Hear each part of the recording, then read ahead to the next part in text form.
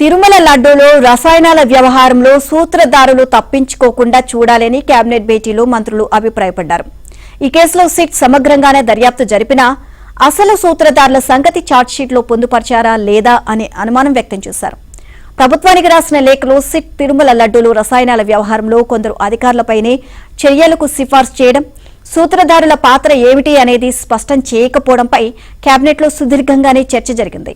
ఈ క్రమంలో అసాధారణ రీతిలో అడ్వకేట్ జనరల్ దమ్మాలపాటి శ్రీనివాస్ ను కేబినెట్ భేటీకి పిలిపించి సమాలోచనలు జరిపారు.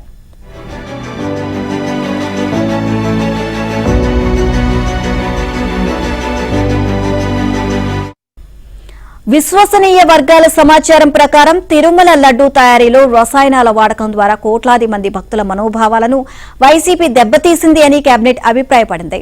సెంటిమెంట్ తో కూడిన సున్నితమైన అంశం కావడంతో దీనిపై ఎలా ముందుకు వెళ్లాలి అన్న అంశంతో పాటు ప్రభుత్వానికి సిట్ రాసిన 11 పేజీల లేఖపైన సుదీర్ఘ చర్చ జరిగింది.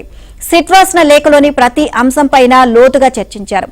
ఈ వ్యవహారంలో అసలు సూత్రధారులు తప్పించుకోకుండా చూడాలి అని పలువురు మంత్రులు సీఎంకు సూచించారు.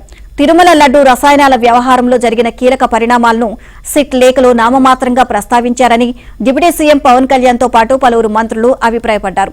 వాటిపై మరింత దృష్టి సారిస్తే అసలు దోషులు ఎవరో తేలే అవకాశం ఉంది అన్నారు.